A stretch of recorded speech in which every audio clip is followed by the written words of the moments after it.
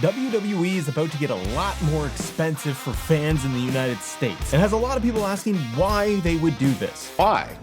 Because fuck them, that's why. WWE just signed a $1.6 billion deal with ESPN. Starting in 2026, WWE's PLEs will all be transferred over there to the ESPN Plus app. It's going to be moving to the new platform, and fans will be able to watch all of the PLEs from WrestleMania, Royal Rumble, Survivor Series, and so on. But is this good or bad for the fans? My name is Matt. Welcome to Assemble. Consider subscribing to the channel if you end up enjoying this video. So we have a 5-year deal with ESPN starting in early 2026, worth about $1.6 billion.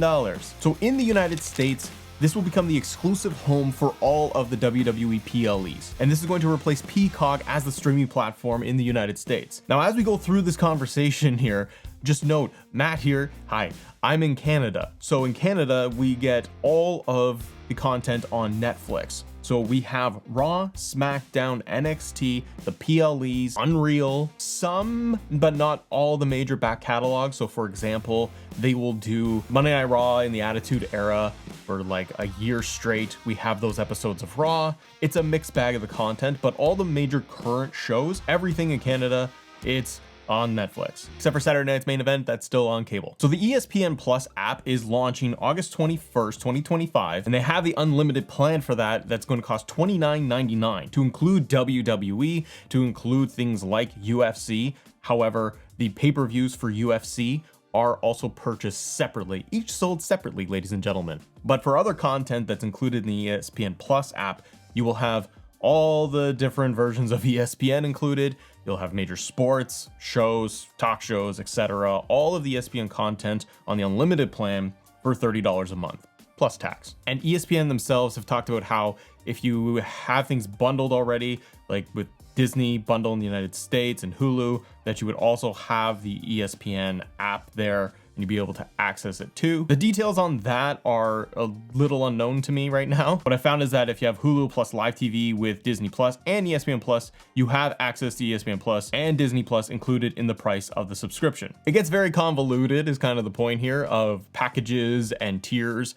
Also, I still have the question mark of if you are an existing cable subscriber with ESPN package, do you get ESPN Plus at no additional charge? You already have access to everything, but I leave that with you guys to comment below. So why WWE is making this move? Well, money. Give us some money! ESPN itself offers mainstream exposure, a larger platform, a larger audience, a wider audience for its consumers. And again, this video, we are going to talk about the positives from a WWE perspective, and we will talk about the negatives here too. Oh, please don't take a turn to negative town. So more exposure, cross branding as well can be considered a positive.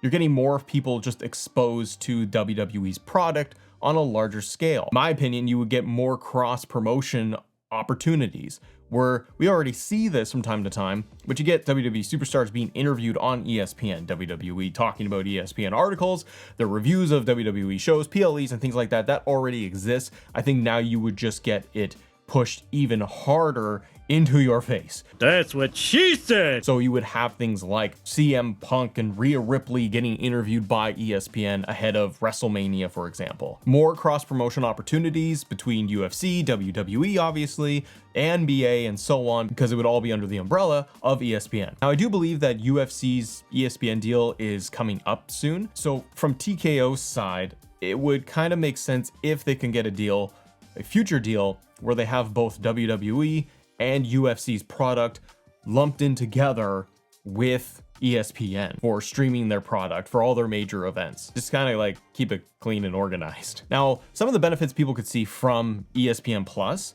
is going to be what they are talking about themselves, ESPN, is that you would have a better UI experience. I've used the ESPN app, like the regular one, before, even here in Canada. It's not good. It crashes, it's glitchy, it's slow. It's not a good experience. While the pricing, and we'll talk about that and the fan reaction on the WWE side in a second and how everybody's feeling about it, but one of the, I guess, positives would be if you're already an existing ESPN subscriber, if you're already paying into the bundle, if you're already paying into this service every month, if you pay for UFC, you're going to now have WWE added on and no real extra cost to you. You're already paying for it. The other thing it could do long term, we know that this is going to be a WWE PLE deal. So when it launches, we're getting the beginning of the PLE rollouts. It can mean for more original content, potentially. Like we have with Netflix and the Unreal docuseries, ESPN could do their own version of that or offer something else, a different behind the scenes, a different in-depth look,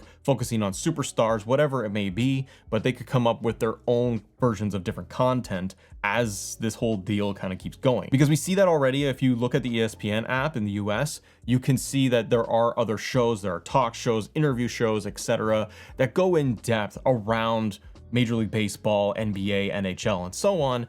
WWE, I can see doing the exact same thing here, where they have their PLE rollout for WrestleMania 42, and we get more of those in-depth series, focuses on WWE superstars and so on. The last, I guess, positive we'll note here is how WWE over the last several years, and basically with Nick Khan leading everything, WWE has diversified its content portfolio. We're looking at this from the positive side. Don't worry, I'm gonna talk also about this point on the other side of it for fans and everybody else. I'm more in that camp. But from their side and the business side, I get it. It makes sense that over several years now, they have moved the WWE product across platforms. We've gone from WWE's product being on traditional cable and being able to just get the PLEs on WWE Network, which right now I just really wish we had back. And before that, obviously, pay-per-views were on pay-per-view. But things have shifted over the last couple of years, where today, WWE's portfolio is very diversified for its content, and that can give them a much bigger reach for its audience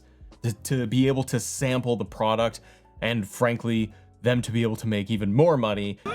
Because if you are somebody that follows WWE a lot and you want to have everything, you have to have a lot of services. That ain't good. But for WWE, it's very good. We have Raw on Netflix. We have the PLEs that are on Peacock until this happened with ESPN. SmackDown on USA Network, NXT on the CW Network. International viewers, like myself in Canada, getting WWE on Netflix, and a lot of the back catalog, like I mentioned. All of its content on Netflix. Peacock getting the PLEs, but also getting NXT, and also getting additional content on the platform. And regular cable subscribers getting Saturday night's main event on NBC. So for WWE, they have maximized their reach over a very short period of time, going from the traditional cable model and putting their product on everything, feeling like it's on every channel you can imagine. We haven't even talked about other brands like Evolve. They also have diversified the catalog so that you have the Vault on YouTube.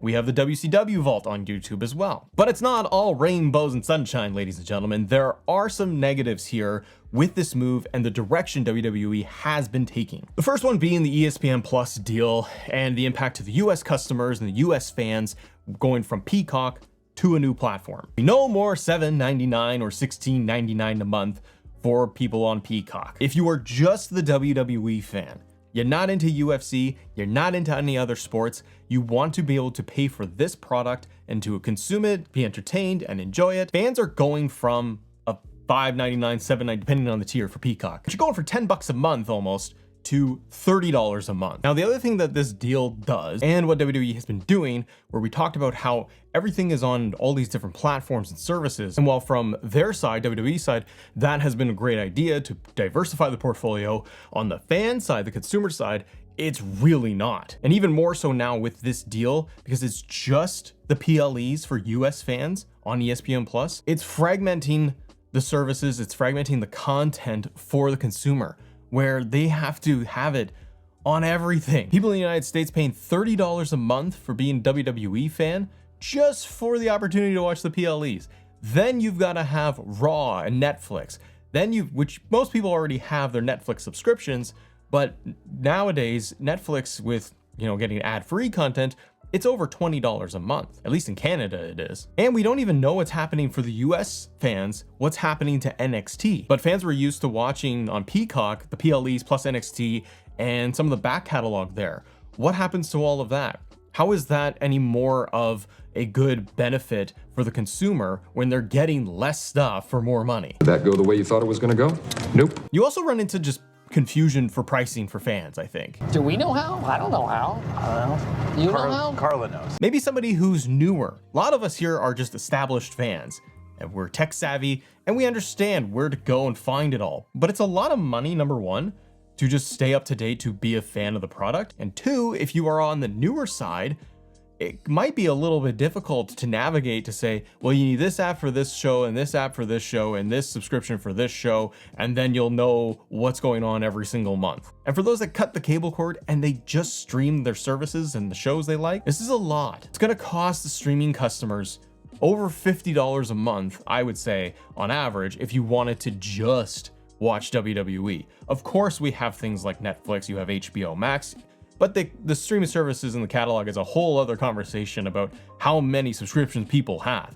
Paramount, Amazon, Netflix, Apple TV Plus, Disney Plus, ESPN Plus. It's a lot. So I think you do run into some pricing confusion for your customers. And for somebody to go from Peacock at $5 a month with the ads to 30, it's not an insignificant amount of money. And it's less content that person's getting. WWE inked a giant deal that was bigger than what they got with Peacock, but they are charging a customer like 3 times over for the same product. But how does it affect WWE in the future? Number one, I think that it will give them more exposure, an expansion of their product, having Monday Night Raw, more advertising for WWE, being able to cross-promote with things like Monday Night Football, more of the co-branded events for weekends where you have had a UFC event and a WWE event happening on the same weekend, now being able to push that even more on ESPN. One of the other things that they could do, if it's all under that umbrella,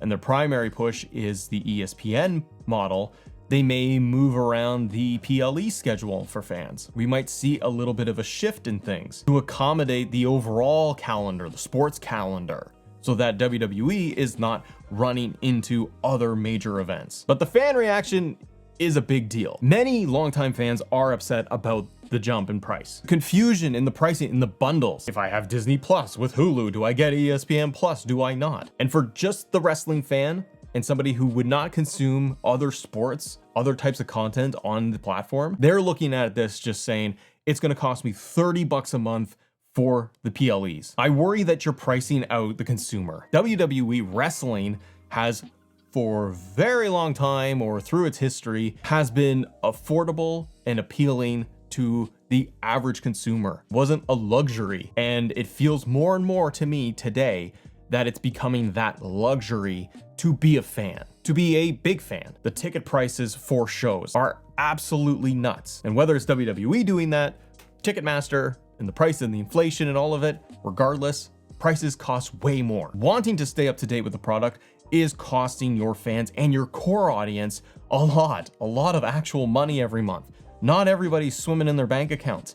A lot of people struggle just to be able to get through with the giant grocery bill they have nowadays. And so I really do wonder, will it succeed on ESPN Plus at that price point for the fans?